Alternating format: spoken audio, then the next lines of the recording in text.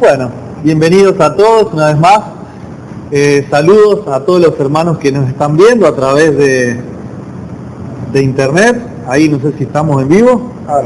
Ahora sí, bueno, bienvenidos, saludos para todos y también para los que nos ven a través de la transmisión por internet, a través del canal de Tiempo de Reunión. Sabemos que son muchos, sabemos que hay gente de otros países, hasta incluso sé que Sergio va a estar ahí mirando también desde Tierra del Fuego.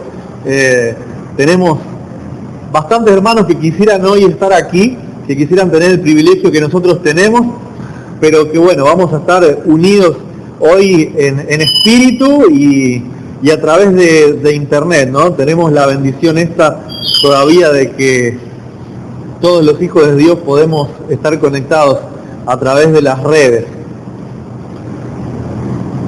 Vamos a empezar esta semana, ¿no?, de Panes sin Levadura, donde vamos a tocar varios temas, ¿sí? Va a haber varios oradores, pero mi deseo era compartir sobre la forma que tenemos de ver a Dios. La Biblia nos dice en Juan 17:3 que la vida eterna consiste en conocer al único Dios verdadero y a Jesucristo, a quien Él ha enviado. Entonces esa debería ser nuestra ciencia en esta tierra, tratar de tener una relación íntima, ¿sí? Ya que tenemos ese privilegio y Dios está abierto a recibirnos a cada uno de nosotros. Debemos hacer de esa relación, del conocimiento de nuestro Padre, una ciencia. Y sabemos que también hay un enemigo, no todo es tan sencillo, hay un enemigo que trata de que esa relación no se produzca, trata de engañarnos, de mentirnos, de ponernos falsas enseñanzas, y quizás muchas de ellas son muy sutiles, y nos cuesta a nosotros, con nuestra sabiduría limitada, poder reconocer al Dios de la Biblia. Quizás leemos la Biblia, pero podemos estar leyendo con un lente que no es correcto. Por eso también hay tantas religiones en este mundo, ¿no es cierto? De un mismo versículo, ¿cuántas personas hay que pueden estar entendiendo 10 cosas diferentes y por lo tanto haber 10 religiones diferentes? Entonces hoy lo que yo quería compartir es la forma personal en la que yo tengo de ver a Dios. No significa que tengan que tener la misma, es simplemente compartir para compartir una experiencia, ¿no?, que a mí me ha hecho muy bien, y si para alguien es de bendición, obviamente siempre uno va a estar contento, ¿no es cierto? Pero por favor no se sientan obligados a creer o a entender que algo de lo que se habla acá quiere ser establecido como un dogma y que se los va a perseguir a cada uno de ustedes para que tengan que creer lo mismo, ¿no? Vamos a analizar juntos textos bíblicos. Y en esta primera parte, sí, también citas del Espíritu de Profecía, para poder ahondar, ¿no?, en este tema. Tenemos la presentación, ¿no es cierto?, ahí en pantalla, donde ustedes van a poder ir siguiendo los textos que vamos a ir leyendo. Y lo que les propongo es que para poder conocer a Dios, ¿sí?, para poder empezar a entender sobre Dios, que podamos ir con nuestras mentes y con estos textos inspirados al principio de todo, a donde el pecado tuvo inicio, porque a partir de ese momento es que podemos empezar a tener ideas confusas de Dios. Uno dice otra cosa, otro dice otra, no sabemos de verdad si lo que estamos leyendo en la Biblia está bien, está mal. Por eso es que el título es El origen del mal, y vamos a tratar de poner en contraste los principios del gobierno de Satanás con los principios del gobierno de Dios, ¿sí?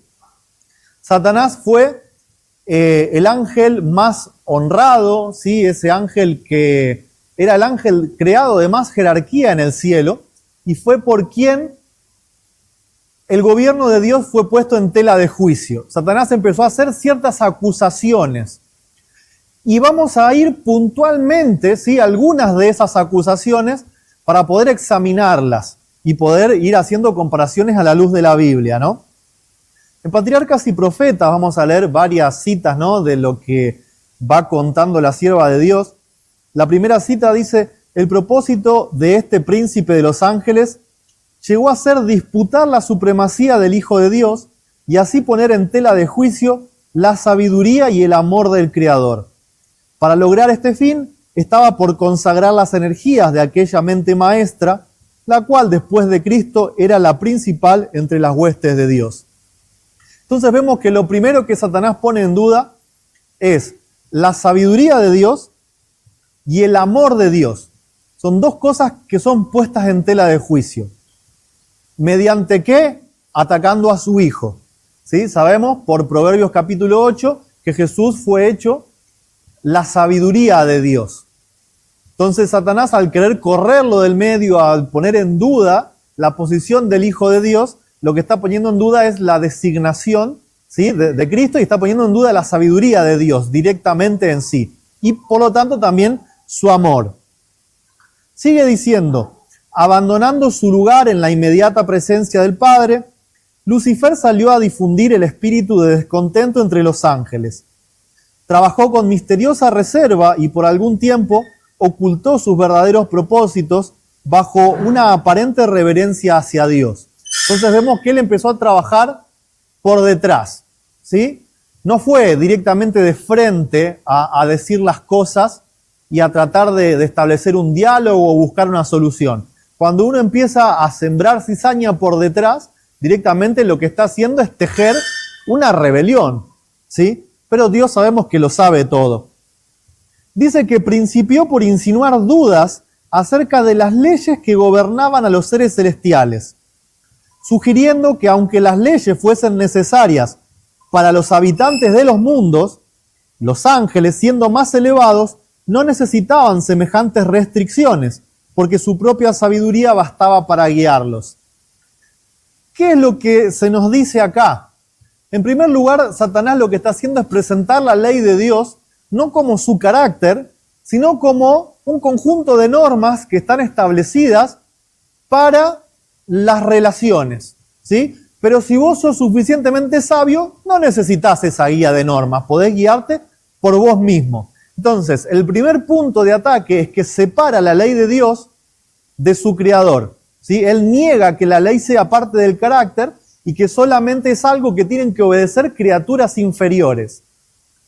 Esto es muy importante porque hoy en día hay personas que enseñan que incluso Dios está por sobre su ley. Como no es su carácter, como es un conjunto de reglas, si Dios tiene que romper alguna de esas reglas para llevar a cabo un cometido mayor, puede hacerlo, ¿sí?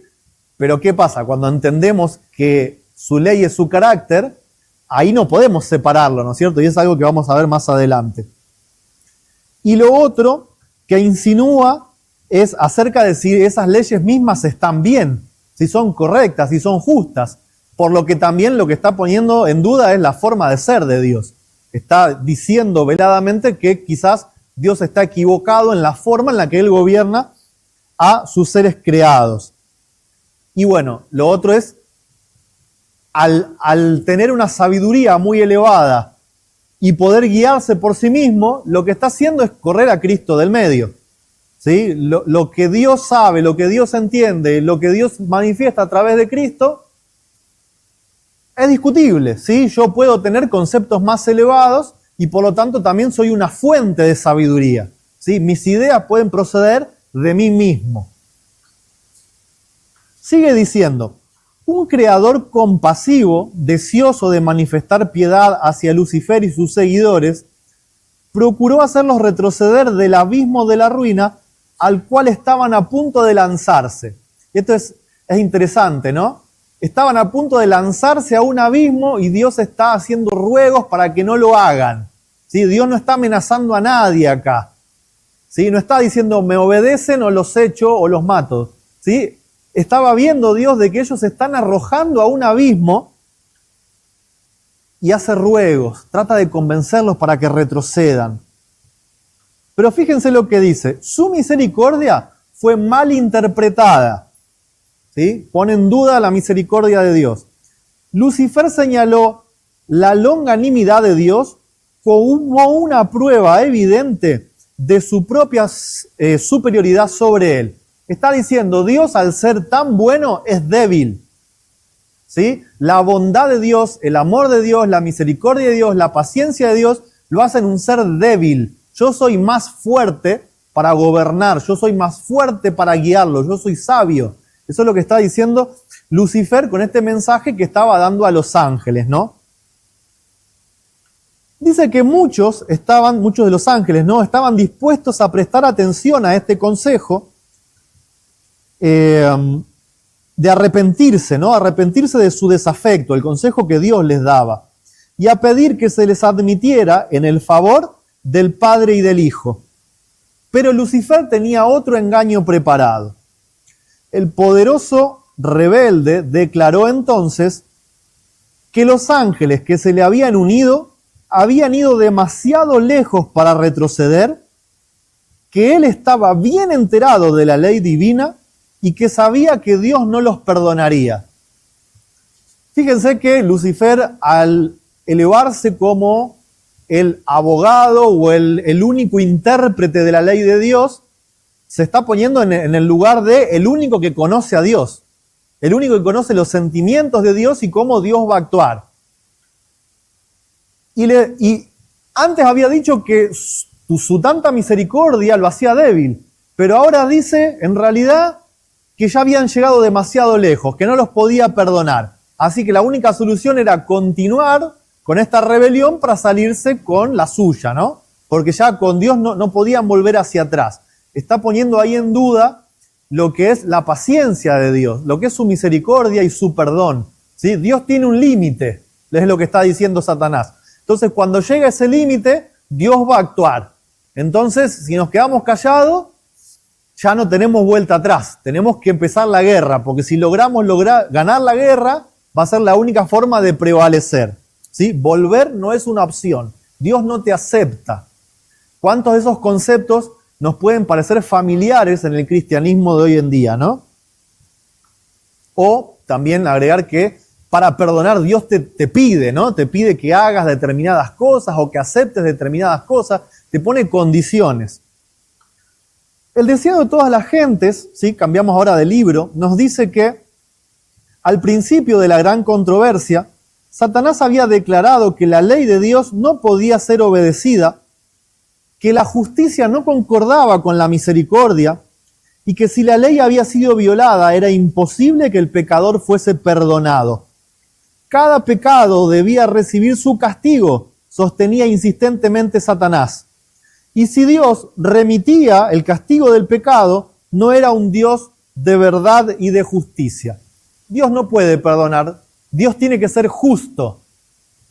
Ahí es donde comienza, donde sale a la luz el concepto de justicia que nosotros hoy conocemos y manejamos en esta tierra.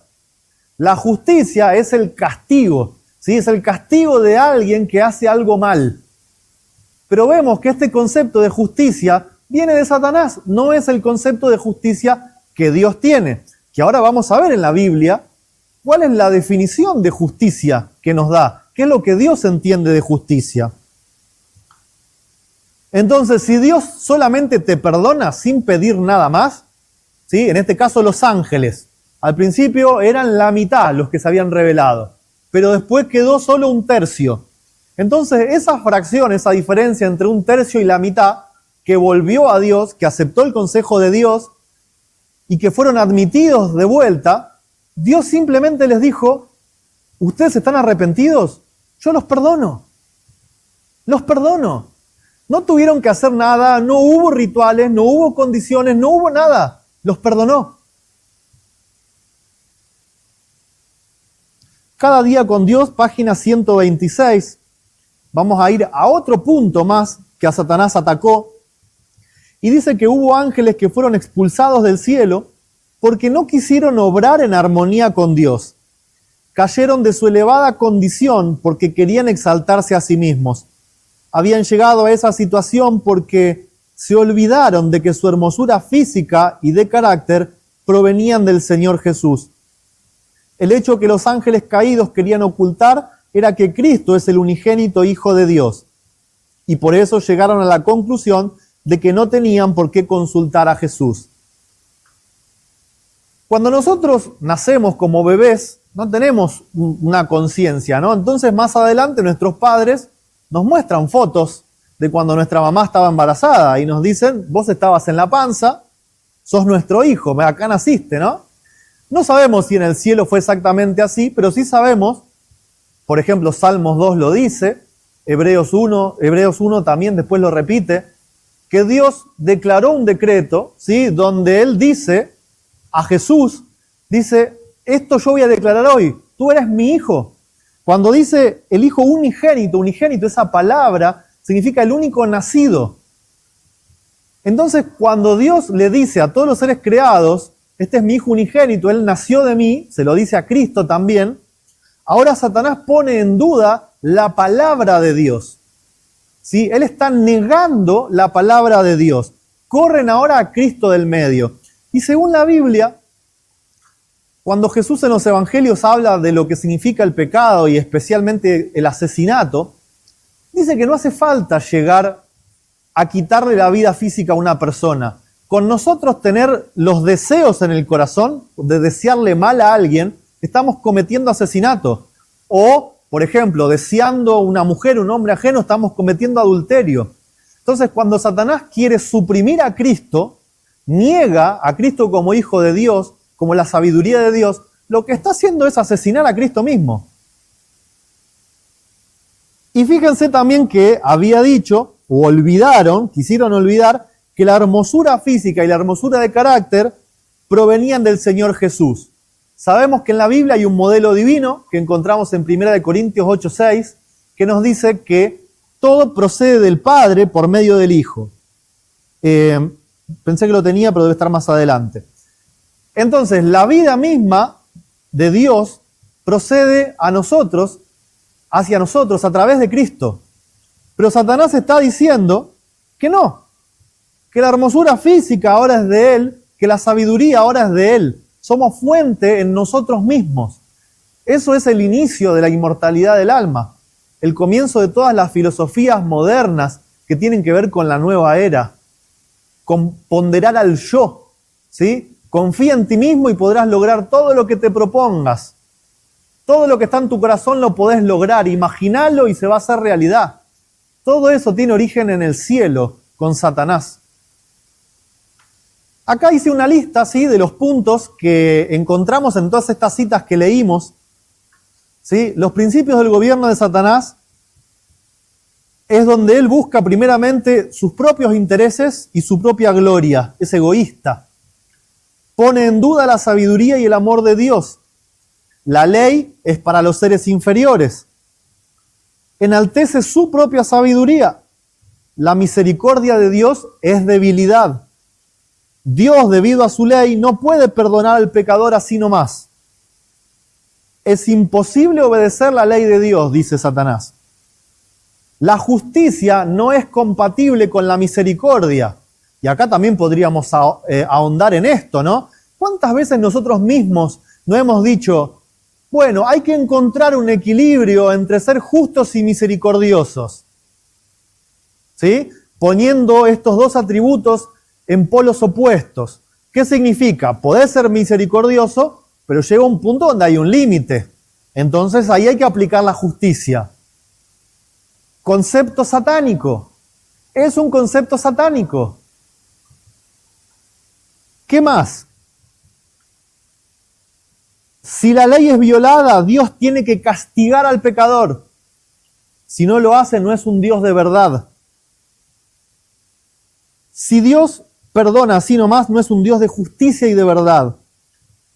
También oculta que Jesús es hijo de Dios y que la vida física y el carácter no provienen de Dios. Somos fuentes en nosotros mismos.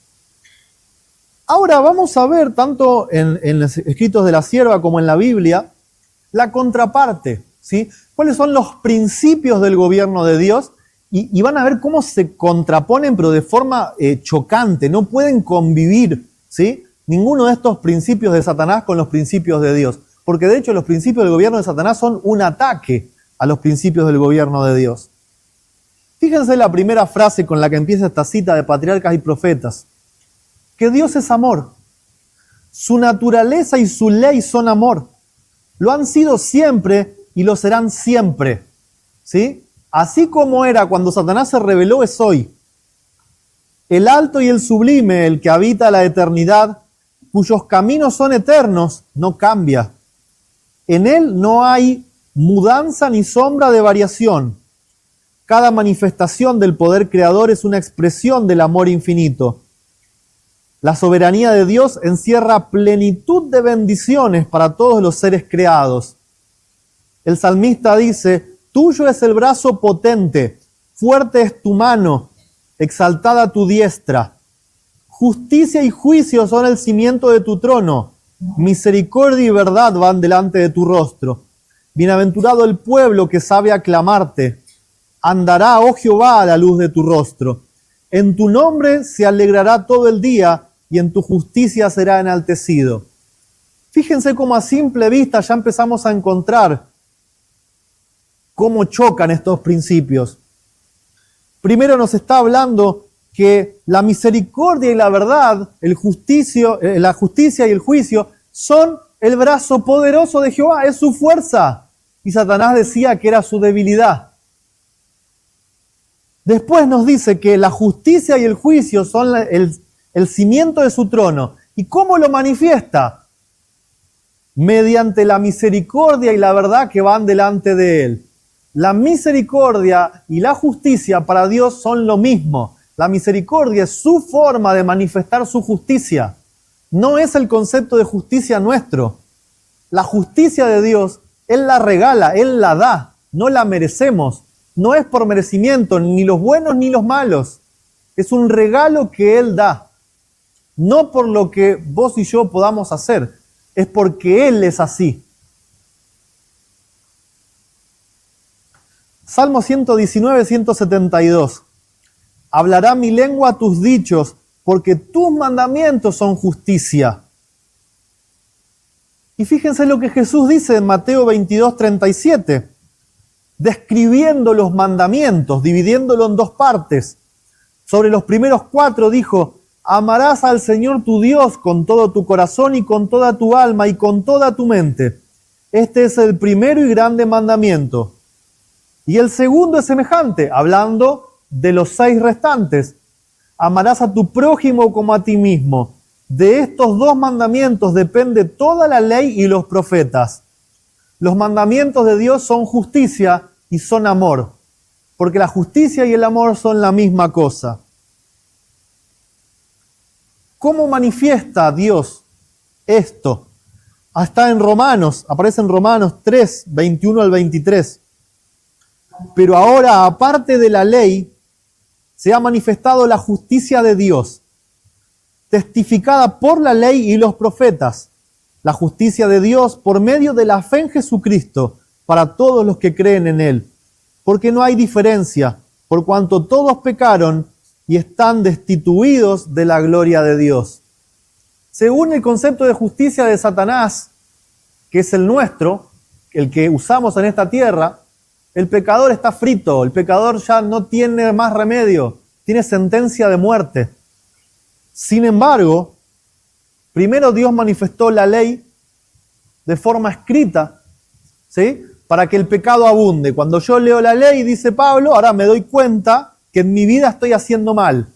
Pero aparte de la ley, también se manifestó la vida de Jesucristo, para demostrar que la ley no es simplemente un conjunto de normas rígidas y frías, que cuando uno rompe encuentra la muerte.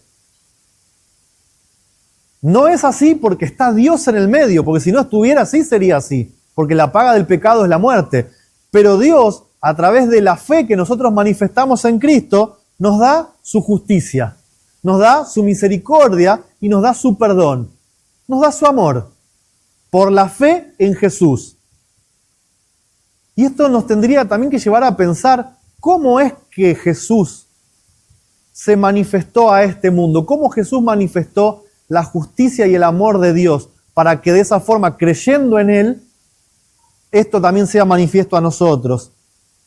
Y fíjense lo que dice, palabras proféticas, ¿no? El mismo Cristo hablando en Salmos 48. El hacer tu voluntad, Dios mío, me ha agradado, y tu ley está en medio de mi corazón. He anunciado justicia en grande congregación.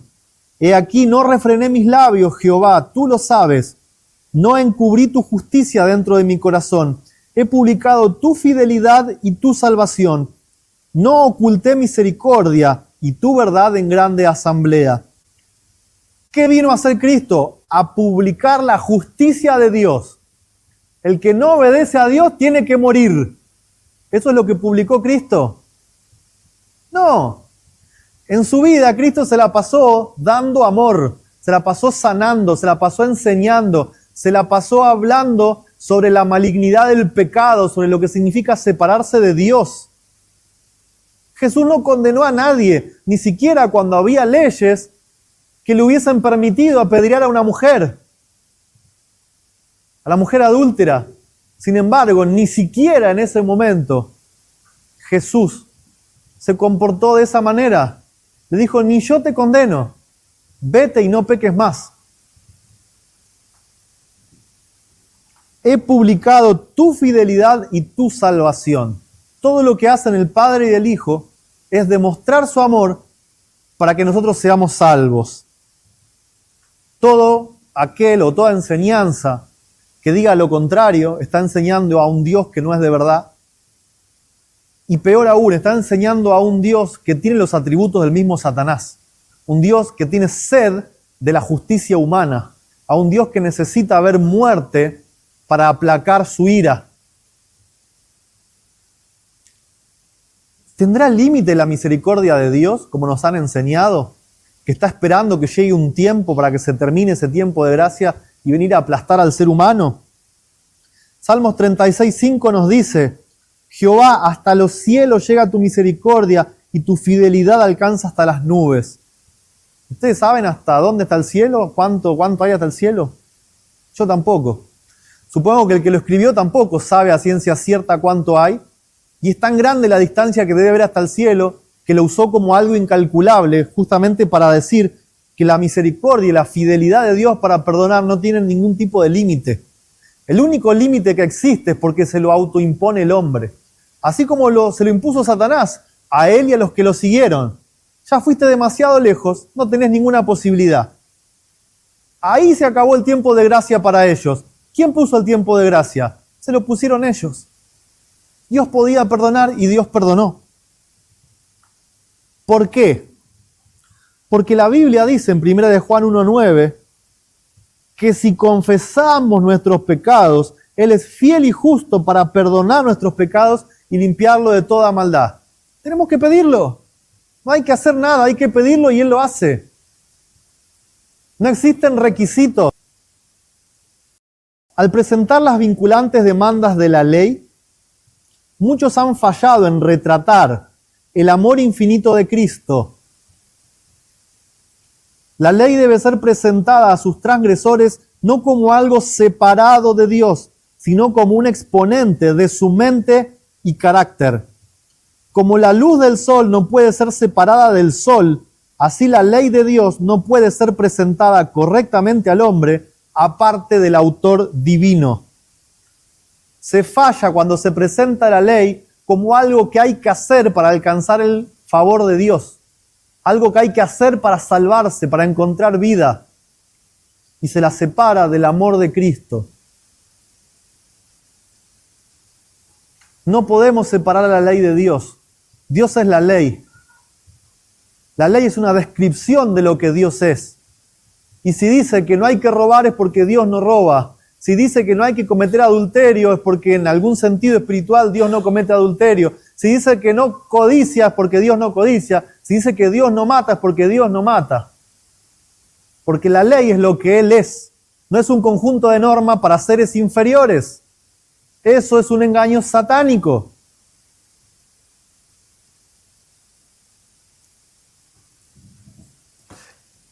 Recuerdan que también lo que hicieron Lucifer y los ángeles es negar a Jesús como Hijo de Dios. Sin embargo, miren lo que dice la revista Señales de los Tiempos. Una ofrenda completa ha sido hecha, porque Dios amó de tal manera al mundo que dio a su Hijo unigénito. No un hijo por creación como lo son los ángeles, tampoco un hijo por adopción como es el pecador perdonado, sino un hijo engendrado en la imagen expresa de la persona del Padre y en todo el resplandor de su majestad y gloria, uno igual con Dios en autoridad, dignidad y perfección divina. En él habitó corporalmente toda la plenitud de la deidad. Dios tuvo un hijo y es igual a él, no solamente en la apariencia física, sino también en su carácter. Y en eso también Satanás se ha encargado, en muchas religiones cristianas, de presentar a Dios como el malo, como el que necesita castigar, y a Cristo como el que está intercediendo. Por favor, Padre, no lo hagas, perdónalos. Te muestran a Jesús como el bueno, el misericordioso, y al Padre como el que se le acaba la paciencia en algún momento. El que tiene que impartir justicia algún día, porque esto no puede seguir así. Si fuese así, entonces la vida que vivió Cristo en este mundo no fue una vida que representa al Padre, fue una vida que lo representa a Él. El que cree en el Hijo de Dios tiene el testimonio en sí mismo, nos dice 1 de Juan 5, del 10 en adelante. El que no crea a Dios le ha hecho mentiroso, porque no ha creído en el testimonio que Dios ha dado acerca de su Hijo. Y este es el testimonio, que Dios nos ha dado vida eterna, y esta vida está en su Hijo. El que tiene al Hijo tiene la vida, el que no tiene al Hijo de Dios no tiene la vida. Nuestra vida física viene del Padre a través de Cristo. Nuestra vida espiritual viene a través de Cristo, viene del Padre. La vida que tenemos física hoy, lo que comemos, viene a nosotros del Padre a través de Cristo. Los pensamientos, la poca sabiduría que podemos llegar a tener, lo poco bueno que puede llegar a aparecer en nuestra mente, viene del Padre a través de Cristo. Y esto es lo que Satanás quiso negar, quiso hacer a un lado. Quiso romper con este modelo de vida, ¿no? Este modelo que existe en el cielo, que aparece en 1 Corintios 8, 5 y 6. Pues aunque haya algunos que se llamen dioses, sea en el cielo o en la tierra, como hay muchos dioses y muchos señores, para nosotros, sin embargo, solo hay un Dios, el Padre, del cual proceden todas las cosas, y nosotros somos para Él. Y un Señor Jesucristo, por medio del cual son todas las cosas, y nosotros por medio de Él. Lo que hizo Satanás de correr a Cristo es la muerte misma. Él se desconectó de la fuente de la vida. Ahora la pregunta es por qué no cayó muerto, ¿no? Y lo vamos a ver. Un poquito más adelante lo vamos a ver. Tenemos una cita que nos habla de lo que es Dios, contrariamente a lo que es Satanás, que busca su propia gloria, es egoísta y ve sus propios propósitos. Nos dice esta cita que está en Deseado de toda la gente, página 12, pero apartándonos de todas las representaciones menores, contemplamos a Dios en Jesús. Mirando a Jesús vemos que la gloria de nuestro Dios consiste en dar. Nada hago de mí mismo, dijo Cristo. Me envió el Padre viviente y yo vivo por el Padre. No busco mi gloria, sino la gloria del que me envió. En estas palabras se presenta el gran principio que es la ley de la vida para el universo. Cristo recibió todas las cosas de Dios, pero las recibió para darlas. Así también en los atrios celestiales, en su ministerio en favor de todos los seres creados, por medio del Hijo amado fluye a todos la vida del Padre. Por medio del Hijo vuelve en alabanza y gozoso servicio como una marea de amor a la gran fuente de todo. Y así por medio de Cristo se completa el circuito de beneficencia que representa el carácter del gran dador de la vida. Lejos de ser seres, el Padre y el Hijo, que buscan la gloria para sí mismos, que hacen todo para sí mismos, todo lo que ellos hacen es para darnos a nosotros, para dar a todos. Y es un principio de vida. Si el egoísmo no existe, los intereses propios no existen en el gobierno de Dios. Y esto es lo que les decía anteriormente, ¿no? Dice, aun cuando Satanás fue arrojado del cielo, la sabiduría infinita no lo aniquiló, puesto que solo el servicio inspirado por el amor puede ser aceptable para Dios. La lealtad de sus criaturas debe basarse en la convicción de que es justo y misericordioso. Y acá hago un paréntesis. La lealtad a Dios no puede basarse en arrepentirte y creer en Dios porque se te acaba el tiempo de gracia y te vas al lago de fuego y azufre. Eso no está dentro de los principios del gobierno de Dios. No existe. Eso es lo que dice Satanás. Fuiste demasiado lejos. No podés ser perdonado. Pero Dios, en su forma de ser y de actuar, quiere que si hay obediencia, porque no nos obliga, si hay una obediencia, sea por reconocer su justicia y su misericordia, no por amenazas. Por no estar los habitantes del cielo y de los mundos preparados para entender la naturaleza o las consecuencias del pecado, no podrían haber discernido la justicia de Dios en la destrucción de Satanás. Si se lo hubiera suprimido inmediatamente, algunos habrían servido a Dios por temor más bien que por amor. ¿Cuál sería la forma en la que Dios podría haber suprimido a Satanás? Simplemente aceptando lo que había sido decisión de Satanás. Cortar a Cristo, asesinar a Cristo y decir que todo lo que Dios hace está mal. Él mismo se desconectó de la fuente de la vida. Él mismo tiró del enchufe, pero Dios puso su mano para que Satanás no cayera muerto, para que no fuera aniquilado por el mismo pecado que lo hubiera aplastado. Si Dios hubiese permitido que suceda lo que Satanás buscó, todos los seres creados, ninguno hubiese entendido qué pasó. Lo más probable es que hubiesen pensado, este se rebeló y desapareció. Mejor obedezcamos porque los próximos somos nosotros. Entonces, ¿qué hizo Dios? Le dejó la vida, no lo desenchufó, no dejó que el pecado lo aplastara y dejó que Satanás desarrollara lo que él quería enseñar. La influencia del engañador, si él hubiese caído muerto, no habría sido anulada totalmente, ¿sí? Las semillas que él plantó en los demás ángeles no hubiesen muerto él solo. Y es más, se hubiesen potenciado, ¿no es cierto? No se habría extirpado por completo el espíritu de rebelión. Para el bien del universo entero a través de los siglos sin fin, era necesario que Satanás desarrollara más ampliamente sus principios, para que todos los seres creados pudieran reconocer la naturaleza de sus acusaciones contra el gobierno divino y para que la justicia y la misericordia de Dios y la inmutabilidad de su ley quedasen establecidas para siempre. Dios lo dejó ser. Y Satanás desarrolló sus principios. ¿Y en dónde terminaron? En la muerte de Cristo. En Cristo aplastado por el pecado, tomando nuestro lugar. Y ahí fue donde la Biblia dice que todos nos reconciliamos con Dios, no solamente las cosas terrenales, sino las cosas celestiales. ¿Significa que Dios necesitaba reconciliarse con nosotros? No. Significa que nosotros y que los ángeles, por culpa de Satanás, pensaban mal de Dios. Y por medio de la muerte de Cristo, aplastado por el pecado, ahora nos reconciliamos con Dios porque aprendemos a ver a Dios como Él es. Que no era Dios quien demandaba la muerte de Cristo, sino que era el pecado que lo aplastaba. Y el mismo Satanás también vio en Cristo, porque Él es el primogénito de los muertos, el primero y hasta ahora el único que ha muerto la muerte eterna. Satanás mismo vio que eso que le ocurrió a Cristo debería haberle ocurrido a Él.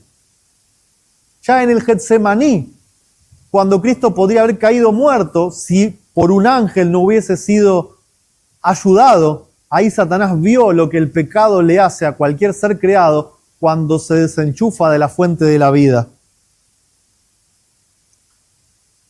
Gracias a que Satanás pudo desarrollar sus principios, ha perdido toda simpatía por aquellos que conocen bien a Dios. Ya no tiene acceso al cielo, porque ya ningún ángel quiere escucharlo. Ya las semillas de su rebelión en los seres creados que no han pecado, esas semillas han muerto. Únicamente están vivas en nosotros, en los seres humanos, porque nosotros seguimos conociendo mal a Dios, entendiendo mal a Dios y pensando mal de Dios, diciendo que Dios hace cosas o que tiene que hacer cosas que en realidad no hace. o que se comporta de forma en la que en realidad Él no es así su forma de ser. Y esta cita me encanta porque así como los ángeles también aprendieron a pensar bien de Dios y pudieron expulsar los principios de Satanás de su corazón en la muerte de Cristo, esta cita nos describe qué había también en la mente de los ángeles antes de que Cristo venga a este mundo. Dice, antes de la primera venida de Cristo, el pecado de rehusar ajustarse a la ley de Dios se había extendido ampliamente. Aparentemente el poder de Satanás iba en aumento. Su guerra contra el cielo se estaba haciendo más y más decidida. Se había llegado a una crisis. Con intenso interés, los ángeles celestiales observaban los movimientos de Dios. Entonces pónganse en este momento en el lugar de los ángeles. ¿Será verdad lo que Satanás decía?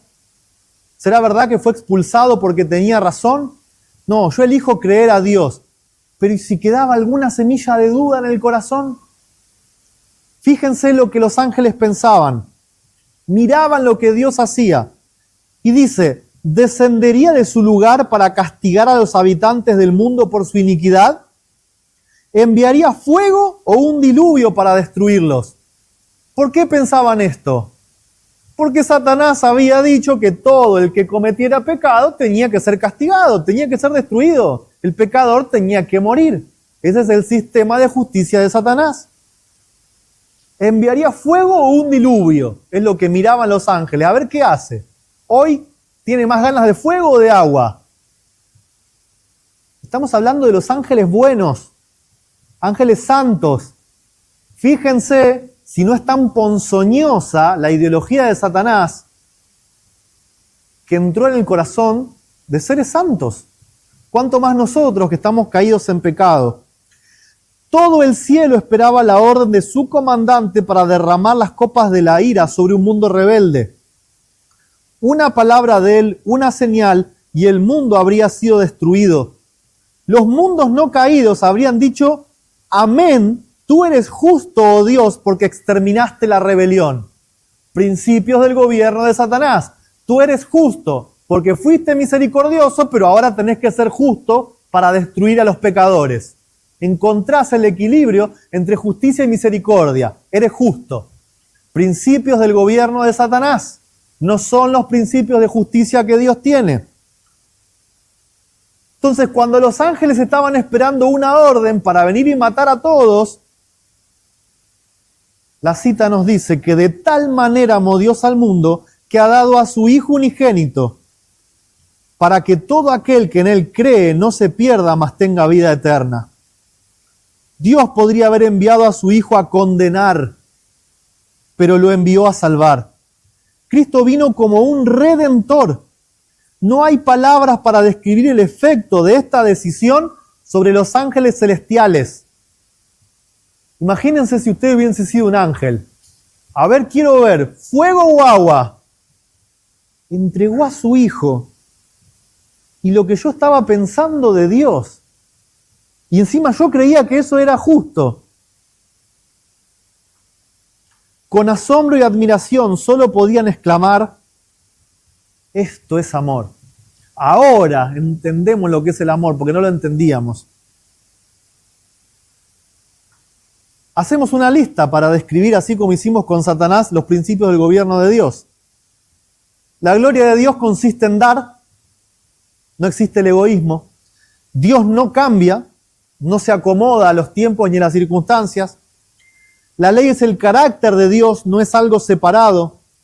La justicia de Dios es su misericordia, no son cosas que tengan que convivir y a la que haya que llegar a un punto medio. La misericordia es la manifestación de la justicia de Dios. La justicia de Dios se manifiesta en perdón y en salvación.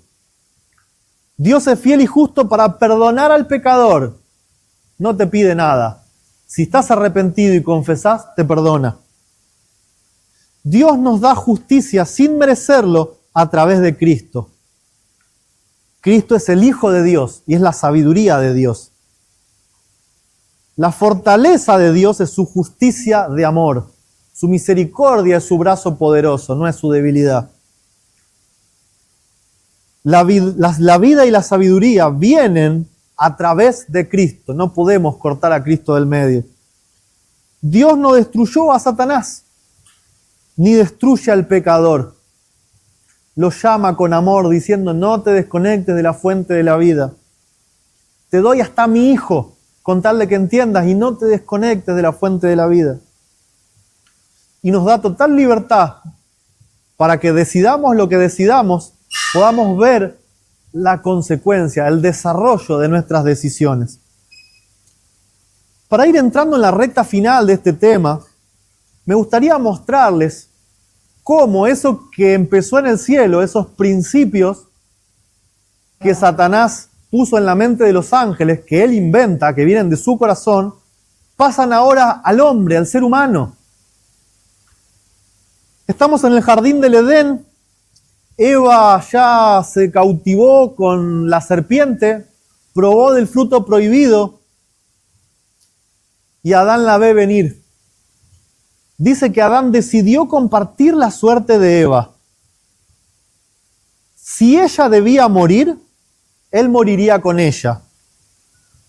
A fin y al cabo, se dijo Adán, ¿no podrían ser verídicas las palabras de la sabia serpiente? Fíjense cómo empieza a funcionar la mente de Adán.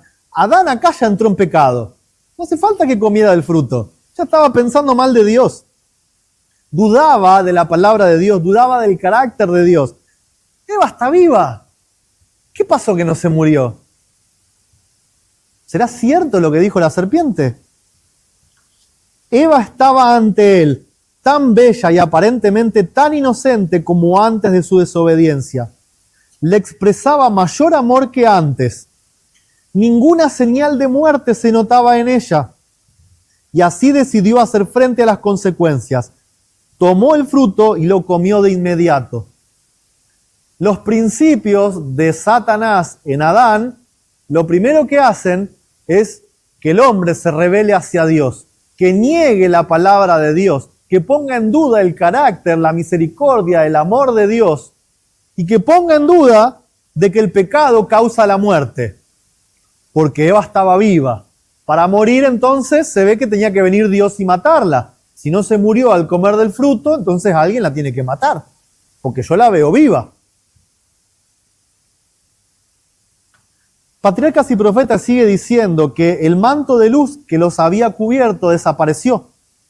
Y para reemplazarlo hicieron delantales. Lo primero que les pasó después de haber pecado es que se empezaron a preocupar por ellos mismos. Ellos se querían tapar a ellos. Fíjense cómo el egoísmo empieza, ¿no? En vez de confesar, de buscar a Dios, sienten vergüenza y hacen algo para ellos. Ahora comenzaron a ver el verdadero carácter de su pecado. Adán increpó a su compañera por su locura de apartarse de su lado y dejarse engañar por la serpiente. Había decidido morir con ella por amor y ahora empiezan a discutir. Y habíamos dicho, ¿no?, que el pecado comienza en el corazón. El pecado de asesinato también comienza en el corazón.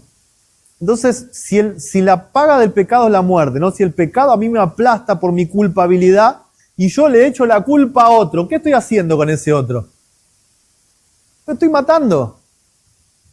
Si yo pongo mi culpa, ¿sí?, la culpa mía, por la cual el pecado me aplasta, la pongo en otro, yo estoy matando a otro. Y acuérdense de este principio porque lo vamos a usar en otros temas más adelante cuando me toque nuevamente estar con ustedes. Cuando uno echa la culpa sobre otro, lo está matando.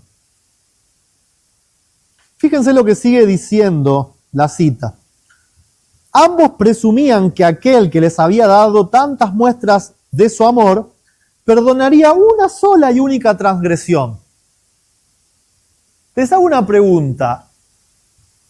¿Esto parece verdadero arrepentimiento? Hice una sola cosa, me tiene que perdonar. ¿Parece verdadero arrepentimiento? ¿O parece más presunción? A mí me suena a que no entendían lo que el pecado hace. No entendían lo que es manifestar a Dios lo que está en el corazón. Manifestar el pecado y pedir el perdón. nos tiene que perdonar, es una sola cosita, es una pavadita. O que no se verían sometidos al castigo tan terrible que habían temido.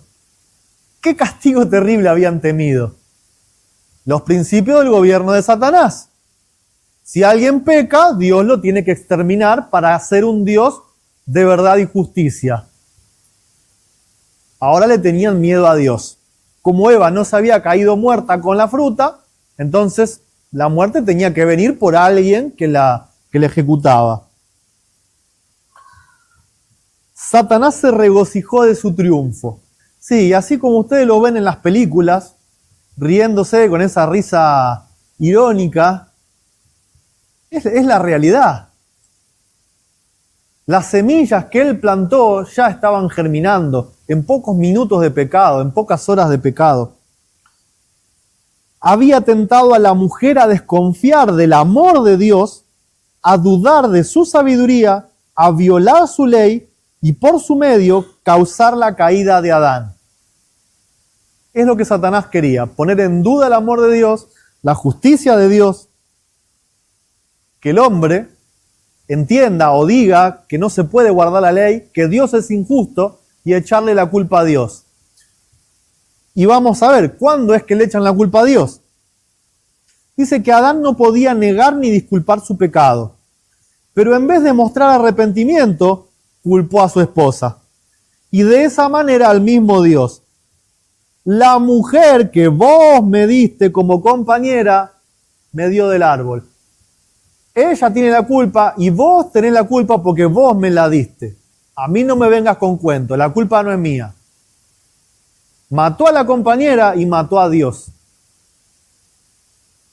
El que por amor a Eva había escogido deliberadamente perder la aprobación de Dios, su hogar en el paraíso y una vida de eterno regocijo, ahora después de su caída, culpó de su transgresión a su compañera y aún a su mismo Creador. Tan terrible es el poder del pecado. Es tan terrible que nos hace echarle la culpa a Dios de las consecuencias del pecado. Tenemos otra lista. ¿Cómo se manifestaron los principios del gobierno de Satanás en la vida de Adán? Ponderó su propia sabiduría por sobre la de Dios. Ahora él cree que hay vida en sí mismo, que si se muere es porque Dios lo tiene que matar, lo tiene que castigar. Busca sus propios intereses, lo primero que hace es un vestido para él. Dios no es justo, sino que tiene la culpa. Temía un castigo duro de Dios. No comprende que el pecado es el que destruye. El orgullo le impide arrepentirse. La culpa no es mía, yo no voy a pedir perdón. Cree que no puede obedecer la ley, porque si él la hubiese obedecido, hubiese perdido a Eva, porque Eva sí tendría que haber muerto. Entonces, como él amaba tanto a Eva, yo no puedo obedecer la ley, yo tengo que estar con mi esposa. Tergiversa la justicia de Dios al hacerse su propio vestido. Son sus propias obras lo que cubren su desnudez, lo que cubre su mal carácter, son sus propias obras. Y asesina al Hijo de Dios al poner la culpa sobre él. Dios creó todas las cosas a través de Cristo. Cristo le crea una compañera a Adán. Y Adán dice, la compañera y el que la creó, la culpa es de ustedes. Satanás crucifica al Hijo de Dios. Crucifica al Hijo de Dios. Adán sacrifica al Cordero. Ahí mismo. Por eso es que Cristo es el Cordero que viene siendo inmolado desde la fundación del mundo. Ya lo mataron un montón de veces. Cada vez que se lo rechaza, cada vez que lo han rechazado, cada vez que lo hemos rechazado, cada vez que se ha negado la palabra de Dios, cada vez que se ha tergiversado su amor, su justicia, su perdón, cada vez que el orgullo nos impide arrepentirnos y pedir perdón diciendo no puede ser así de fácil, estamos matando al Padre y al Hijo. Pero tenemos que agradecer de que Dios hizo algo para evitar de que el hombre inmediatamente, ahora que los principios del gobierno de Satanás empezaban a germinar como una planta dentro del corazón, Dios hace algo para evitar que esto ya sea una historia cerrada, nos da una posibilidad de vencer. Y dice, enemistad pondré. ¿Recuerdan el versículo? Génesis 3. Enemistad pondré entre ti y la serpiente, entre la simiente de ella y tu simiente. Esta enemistad no es fomentada de modo natural. ¿Sí? Cuando el hombre quebrantó la ley divina, su naturaleza se hizo mala y llegó a estar en armonía y no en divergencia con Satanás. No puede decirse que haya enemistad natural entre el hombre pecador y el autor del pecado. ¿Sí? La enemistad no es natural, la amistad es natural. El compartir los principios del gobierno de Satanás es natural. El creer en la falsa justicia es natural. En poner en duda la palabra de Dios es natural. El pensar mal de Dios es natural. El tenerle miedo es natural. El creer que Él te castiga y te mata es natural. El creer que tiene que ser justo, destruyendo gente, es natural. Pero lo que Él pone es una enemistad. Ambos se volvieron malos a consecuencia de la apostasía. El apóstata no descansa, sino cuando obtiene simpatías y apoyo al inducir a otros a seguir su ejemplo. ¿Por qué no somos perseguidos? Porque pensamos igual que Satanás. Porque tenemos sus principios. Por eso que ni se molestan en perseguirnos, si encima los enseñamos. Sigue diciendo, de aquí que los ángeles caídos y los hombres malos se unan en desesperado compañerismo con Satanás. Si Dios no se hubiese interpuesto especialmente, Satanás y el hombre se habrían aliado contra el cielo, y en lugar de albergar enemistad contra Satanás, toda la familia humana se habría unido en oposición a Dios. Si Dios no hubiese puesto su semilla, que es Cristo en el corazón, y esta es la base del pacto eterno, de la cual vamos a hablar toda esta semana, si Dios no hubiese establecido el pacto en ese momento, dando a Cristo en el corazón, estaríamos con las armas luchando al lado de Satanás para destruir el gobierno de Dios. Ahora todavía lo hacemos, medio engañados. Creemos que entendemos bien a Dios, pero en realidad tendríamos que desconfiar más de nosotros mismos. Si hasta los ángeles se engañó, ¿por qué nosotros vamos a confiar en nuestra sabiduría, en nuestra forma de estudiar o en nuestra forma de creer y de pensar? Por lo menos permitámonos dudar de lo que sabemos y pidámosle a Dios que nos ayude a conocerlo verdaderamente tal cual es. Es por eso que también esta semana vamos a ver o vamos a hablar sobre el verdadero significado de la cruz. Desde chiquito todos los que somos cristianos nos han enseñado acerca de la cruz de Cristo. Pero ¿será que la entendemos verdaderamente como es? Porque entendiendo verdaderamente cómo es, nos dice que el misterio de la cruz explica todos los demás misterios. A la luz que irradia del Calvario, los atributos de Dios que nos llenaban de temor respetuoso nos resultan hermosos y atractivos. Ahora, pregunta, ¿qué atributos de Dios nos llenaban de temor? El tiempo de gracia, el lago de fuego, la justicia, tiene que ser justo alguna vez, tiene que acabar con el pecado, ¿no? Que haya exigido la vida de su hijo para poder perdonar al pecador. ¿Qué padre haría eso? Pero ahora, con el verdadero entendimiento de la cruz, cuando lo veamos, todos estos misterios se van a develar y lo que antes nos llenaba de temor, ahora va a ser hermoso y atractivo. En vez de darte miedo, vas a querer buscar a Dios y abrazarlo. A la luz de esta cruz se ve que la misericordia, la compasión y el amor paternal se unen a la santidad, la justicia y el poder. Al mismo tiempo que contemplamos la majestad de su trono, tan grande y elevado, vemos su carácter en sus manifestaciones misericordiosas y comprendemos como nunca antes el significado del apelativo conmovedor Padre Nuestro. El Padre Nuestro no es una oración que se repite de memoria. Cuando le decís padre a alguien es porque hay una relación. Y el verdadero entendimiento de la cruz, de la muerte de Cristo, lo que traen es una verdadera relación con Dios, un verdadero conocimiento de Dios. Nos hace amarlo en vez de tenerle temor.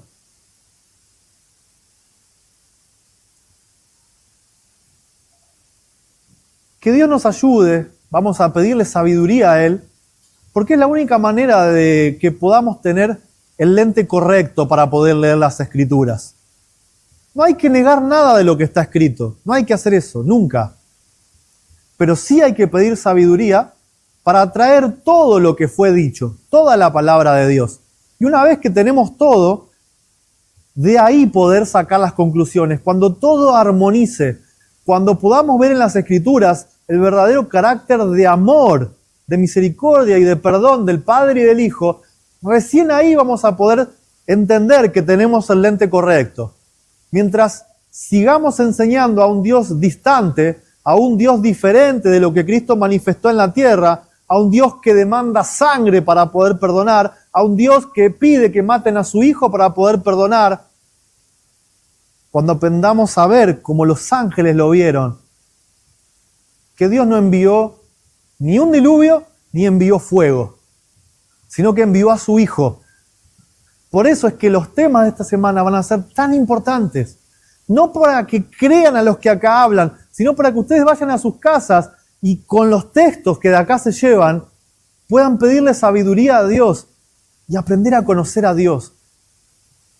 Los invito a que podamos orar para pedirle a Dios que se manifieste tal cual es, así como se le manifestó a Moisés, que nos permita conocerlo tal cual es, para que en vez de tenerle temor, aprendamos a amarlo, que lo deseemos como el ciervo que brama por las aguas, y dejemos de enseñar el terror, dejemos de sembrar el terror.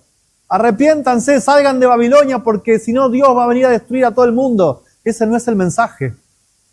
Es un mensaje mal comprendido, porque tenemos el lente de los principios de Satanás. Los invito a que nos pongamos de rodillas para buscar a Dios en oración.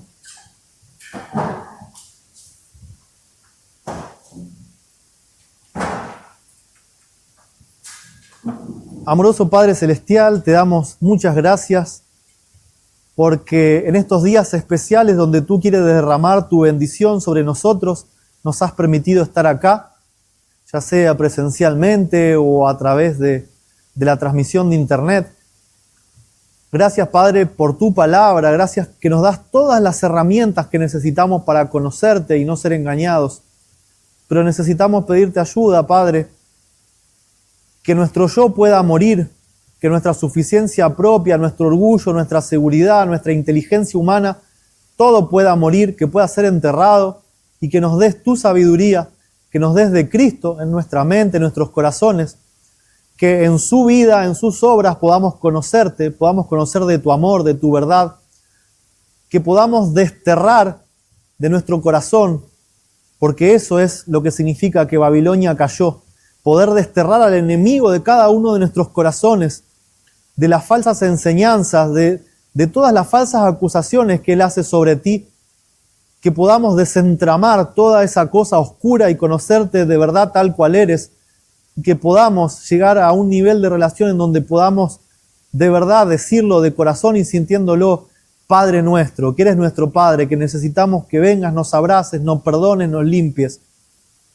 Gracias, Padre, porque nos quieres cerca, porque no eres un Dios distante, un Dios que está dispuesto a darle a cada uno lo que merece. Gracias por tu perdón, porque nos das lo que no merecemos.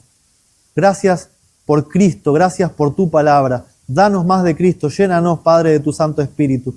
Te lo pedimos sin merecer nada, simplemente porque deseamos, Padre, llegar a ti. En el nombre de Jesús, amén.